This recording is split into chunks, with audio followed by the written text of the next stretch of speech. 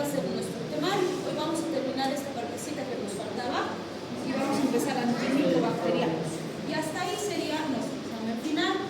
Es cierto que no hemos terminado la parte de hongos, parásitos, virus, que es muy importante, pero tienen base de parásito y van a ir reforzando el efecto también. Si no me gusta más eso. Me da penita no avanzar. Bueno, la ventaja es que tienen menos temarios, entonces, verán.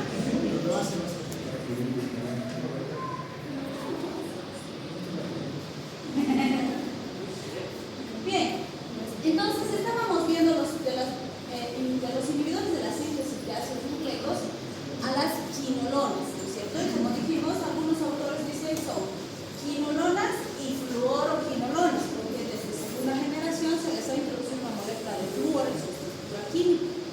Pero otros dicen no, mejor los clasificamos por generaciones, igual que las otras familias, en base a su espectro. Decimos primera generación, que no tienen flúor, segunda generación, que ya son fluoradas, tercera y cuarta generación, que ya son fluoradas. Entonces, cuando vemos el espectro, va aumentando el espectro a medida que vamos subiendo las generaciones. Primera generación, los principales representantes son el ácido nalilícico y el ácido tripemínico. No las únicas, pero las que más se usan. Y de las dos, el ácido nalilícico es el que más se usa. Vamos a ver que son activas frente a gram negativas en infecciones urinarias, pero su espectro suele ser más bajito. Entonces hablamos en general de infecciones urinarias que no son muy complicadas, ¿sí? Y el ácido nalilícico van a ver que se usa mucho por esa razón. Sin embargo, la tolerancia no suele ser muy buena, suele producir mucho efecto adverso y por eso es que no lo usamos con tanta frecuencia, ¿sí? De segunda generación vamos a ver que ya tiene actividad más amplia contra aerobios gram negativos y es más útil frente a gérmenes intracelulares como rickettsias, clamidias, micoplasmas, legionelas e incluso muchas micobacterias. Y esa es una característica bien importante de este grupo, porque eso determina que tengamos que cuidar más a las de este grupo, porque como habíamos visto en la clase anterior, nos dicen los infectólogos, cuando fracase algún fármaco de nuestro esquema actual de tuberculosis, estas van a ser nuestros salvavidas. Vamos a poder recurrir a una de estas porque tienen buen espectro frente a micobacterias. Pero si no nos cuidamos, cuando necesitemos usarlas, ya no van a servir. Y fíjense quiénes están ahí. Norfloxacina, que la usamos a patadas para cualquier cosa, ¿sí? Ciprofloxacina, que los niveles de resistencia a cipro son altísimos, justamente porque se abusa de estos fármacos, ¿sí? Entonces hay que cuidarlas porque si tenemos cepas que norfloxacina, cipro no les hacen cosquillas, ¿sí? Y cuando necesitemos recurrir a estas no van a ser. También está la ofloxacina, que bueno, no la han estado usando mucho, pero ya van a empezar a usar más, porque a nor y a la cipro tenemos harta resistencia. Tercera generación, fíjense, son activas frente a aerobios gram negativos y muy activos frente a cocos gram positivos. Entonces, ampliado su espectro, incluyendo cepas resistentes de neumococo y estáfilo. Entonces, su espectro es mucho mayor. Por ejemplo, en las neumonías intrahospitalarias, excelente respuesta. ¿Sí? Aquí está la levofloxacina. En los pacientitos con COVID que estaban con sus neumonías ya complicadas y demás, ante nuestra situación, las características de nuestro sistema de salud y demás, se les ha dado levofloxacina como profilaxis antimicrobiana, ¿sí? Entonces se ha usado muchísimo levo durante la pandemia. Ahora que ya no estamos en esa situación tan problemática, pues hay que empezar a cuidarla más, porque es un fármaco espectacular, su espectro es buenísimo. Pero si no la cuidamos, la vamos a perder, ¿sí? Y las de cuarta generación, fíjense, activas frente a aerobios gram negativos, gram positivos y las únicas eficaces frente a anaerobios. O sea, estas son un avión de antimicrobianos, potentísimas, pero hay que usarlas bien, hay que cuidarlas, reservarlas para los cuadros de alta complejidad que ameriten su aplicación. Entonces, fíjense aquí, plinafloxacina, gatifloxacina, moxifloxacina. Pero estamos viendo, coleguitas, que en infecciones urinarias leves o moderadas les están metiendo gatifloxacina. No pues, si seguimos a ese paso las vamos a perder. Y es un muy buen grupo farmacológico, ¿sí? Entonces hay que cuidar nuestras quinolonas, son muy potentes, pero hay que ver cuándo ¿Por qué son tan potentes? Porque inactivan la DNA quirasa de la topoisomerasa 2 de las bacterias y de la topoisomerasa 4.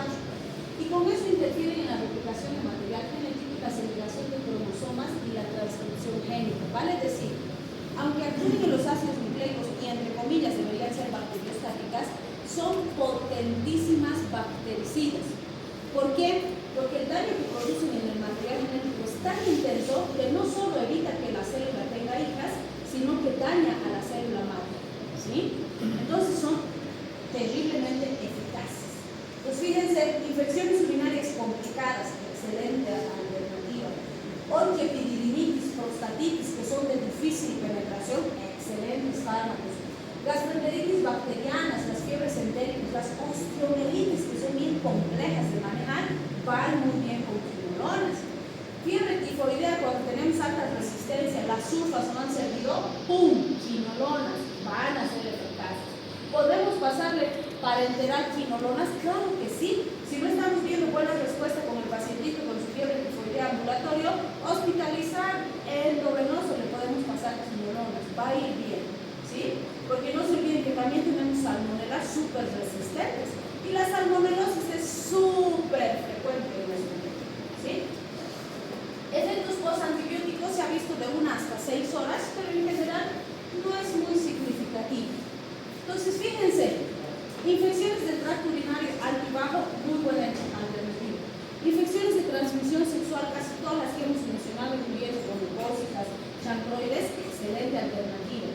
Infecciones gastrointestinales, que son súper comunes en nuestro medio, producidas por E. coli, Shigella, salmonelas, tifus, sinotifus, campylobacter, van muy bien, ¿sí? Neumonías nosocomiales inclusive, la levo, la moxifloxacina son buenas alternativas. Entonces, si se dan cuenta, básicamente tenemos cubiertos los focos infecciosos más importantes. Por eso es un excelente fármaco, pero hay que decidir bien cuándo damos para cuidar también este grupo farmacológico, ¿sí? Bien, esto es súper importante con quinolonas. Las quinolonas no se deben usar en niños. Me van a decir, pero doc, si de toditas hay dosis kilopeso. Sí, hay la dosis kilopeso, pero no se recomienda usar en niños, porque vamos a ver que tienen muchos efectos adversos peligrosos. Y en general lo que tienen que tener aquí bien metido es no quinolonas en niños. Y ahí, como siempre, nuestro paréntesis. Ok, hay situaciones muy particulares en las que puedo considerar quinolonas.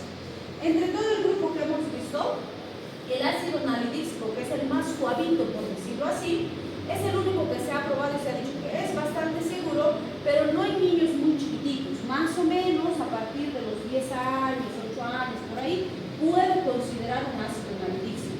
Antes de eso, mucho riesgo. Mejor no, ¿sí? ¿Cuándo considero quinolona en un paciente pediátrico? Cuando tengo infecciones del tracto urinario, infecciones del tracto respiratorio o digestivo inclusive, pero producidas por microorganismos multiresistentes, infecciones terribles y que no tengo ninguna otra alternativa más, recién pienso en quinolonas, ¿sí? Pero si puedo usar otras alternativas y que tengo además buena cantidad, no quinolonas, por favor, en niños, ¿sí? Les hacemos daño por una razón, están contraindicados, entonces vamos a ver esos efectos adversos. Bien, entonces vamos a ver dosis de 3. El ácido nalidíxico, que les decía que es el de primera generación, Cipro, que es una de las que más se usa de segunda, y Levo, que es de tercera. Entonces, el ácido nalidíxico, fíjense, normalmente más para cistitis, hemos dicho infecciones urinarias no muy intensas, leves. 1 gramo cada 6 horas. Esa es otra dificultad, porque es más difícil cumplir cada 6 horas, ¿sí? Entonces es un intervalo difícil para el paciente y además que empieza a tomar y le duele la cabeza, tiene náuseas, le duele la panza, tiene mucho efecto adverso. De cada 10, 9 pacientes tienen muchos efectos adversos y no toleran la medicación. Y eso limita bastante la utilización. Pero estamos llegando al punto en que la bacteria solo es sensible a ácido nalidíxico, porque no usamos, ¿sí? Entonces hay que usar bien. Fíjense, ahí está la dosis kilopeso, 55 miligramos kilogramo día cada 8, cada 6 horas. Vuelvo a insistir, solo si el beneficio justifica el riesgo, ¿sí? Ciprofloxacina, de 500 a 750 miligramos cada dosis. No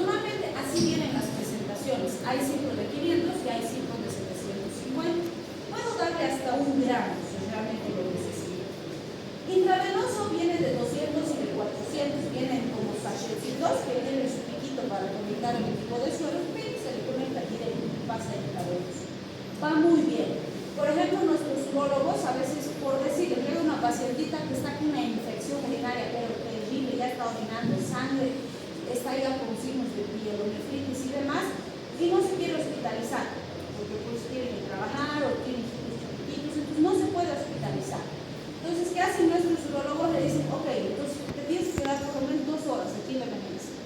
Y le pasan ciclo intravenoso para impregnarla, y luego le continúan oral y le hacen su control por consulta externa. Y ayuda bastante, ¿sí? Pero hay que vigilar y hay que explicarle los riesgos. Porque también a veces la realidad de nuestros pacientitos no se acopla a lo que quisiéramos que pase, ¿no? Entonces, si no puede, hay que ver formas para ayudar. Porque si no, va a ser fallita renal, chao, y estamos hablando. ¿Sí? Bien, ahí están, fíjense, dosis kilopesos y hay. Entonces puedo darle de 20 a 30 miligramos kilogramo día cada 8 a 12 horas, solo en pacientes con casos, patologías de base graves, fibrosis quísticas y que tienen infecciones urinarias severas, con microorganismos multiresistentes y no tengo nada más, ya puedo considerar sí. Si no es el caso, no. ¿Sí? ¿Y por qué les digo? Porque sí estamos teniendo complicaciones en niños, porque están dando quinolones, porque como no saben fármaco, entonces agarran, googlean y van, infección urinaria, ¡prum! Quinolonas les sale como jugar por primera elección. Pero es niño, ¿sí? Como les dije alguna vez, para saber dosis y fármaco no necesito ser médico, googleen, no me sale dosis y fármaco. Pero ustedes como médicos tienen que saber este riesgo y saber medir y por eso hacer bien las cosas, ¿sí? Entonces mucho cuidado en los niños. Levofloxacina, vía oral o intravenosa, 500 miligramos cada 24 horas. Es una belleza para usar porque además le damos una sola vez al día. Si hay de 750, sí, solo en los casos graves se recomienda 750, ¿sí? En niños sí tenemos dosis kilopeso, 10 miligramos kilogramo dosis cada 12 o cada 24, mismo criterio, solo si realmente es estrictamente necesario y no tengo una mejor alternativa, solo ahí voy a considerar, ¿sí? Bien, aquí vamos a entender por qué. Estos son comunes: náuseas, vómitos, diarreas, cefaleas, vértigo, exantemas. Se han visto más con racionalidíxico más que con cualquier otro, pero pueden presentarse. Hay que estar pendientes del paciente. Este es bien interesante, ¿sí? Se ha descrito, sobre todo con trovafloxacina, pero en realidad se encasilla todo el grupo de quinolonas con alteraciones hepáticas, o sea, es hepatotóxico el grupo, pero este es el que ha dado polémica estos últimos años: las tendinitis y las lesiones en los tendones. Incluso se les ha asociado riesgo de que se rompan los tendones, ¿sí? Hay un caso famoso, que no sé al final en qué habrá quedado, de un atleta de alto rendimiento que ha tenido una ruptura del tendón de Aquiles y estaba demandando a su médico por el tratamiento con ciprofloxacina. El problema es que el tratamiento que había recibido de su médico tenía más de 5 años, ¿sí? O sea, difícil hacer la asociación causal, pero el problema es que en ninguna de las literaturas te dice el tiempo. Entonces hay un vacío ahí legal importante, ¿no?